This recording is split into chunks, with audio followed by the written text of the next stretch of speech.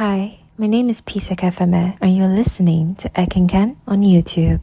This article is The Politics of Presentation in African Life by Precious Akbeba. Fashion is often framed as a matter of personal taste. We wear what we like, what suits us, what feels expressive. But in many African societies, clothing has rarely been just a personal choice. Before personal branding, aesthetics, and identity politics entered mainstream discourse, fashion functioned as a social language. It helped communicate class, religion, respectability, political allegiance, cultural belonging, and even safety.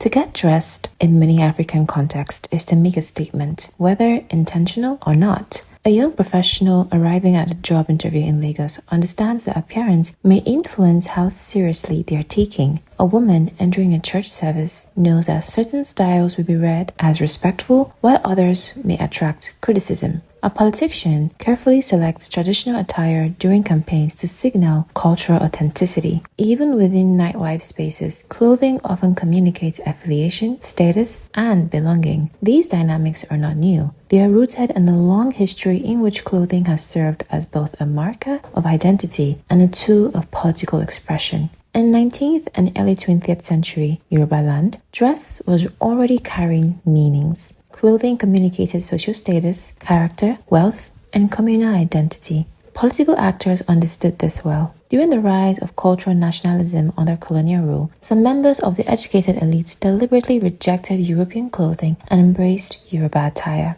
Their decision was not simply about fashion, it was a visible critique of colonial domination and an assertion that African culture possessed value independent of European approval. The choice communicated multiple messages at once. To colonial administrators and missionaries, it signaled resistance to the assumption that progress required cultural assimilation. To fellow Africans, it represented participation in a growing conversation about identity, self-determination, and the future of Yoruba society. Clothing became a political conversation through which larger ideological battles could be fought. Yet, the politics of fashion was never straightforward. Clothing could unite, but it could also distinguish. In Abeokuta, early Christian converts often adopted European styles introduced through missionary communities. Certain garments became associated with Christianity and modernity. Over time, however, these styles spread beyond the communities that first wore them. Tailored blouses, once linked to Christian conversion, were adopted by Muslim and traditional Yoruba women as well.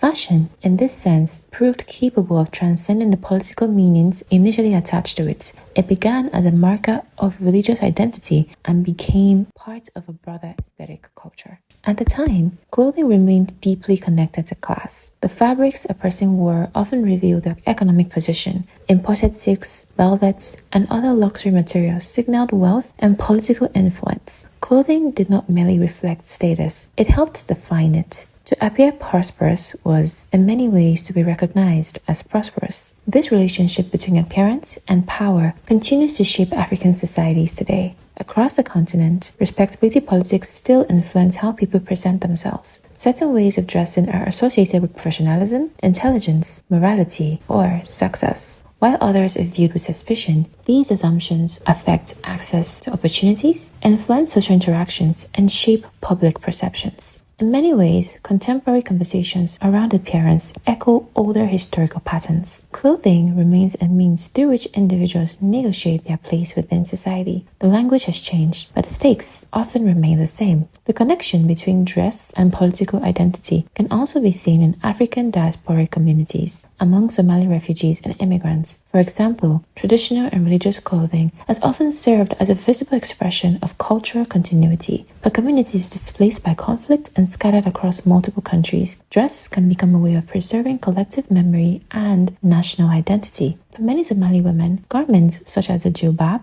and garbasa function as modern religious attire. They represent connections to history, community, and homeland that many can no longer easily access. In this context, clothing becomes a form of cultural preservation and, in some cases, political resistance. These examples challenge the notion that fashion is somehow separate from politics. In African societies, the two have long become intertwined. clothing has been used to resist colonialism, signal religious affiliation, demonstrate social status, preserve cultural memory, and negotiate belonging. Perhaps this is why debates about fashion continue to carry such emotional weight. Arguments over what people wear are rarely just about fabric. They are often arguments about identity, morality, power, and kind of society people wish to create. To dismiss fashion as superficial is therefore to overlook one of the most visible ways people communicate with the world around them. In African life, clothing has never simply covered the body. It has told stories, marked boundaries, challenged authority, and signaled aspiration. It has served as both a mirror of society and a tool for reshaping it. Fashion, in other words, has never been apolitical. It has always been part of the conversation.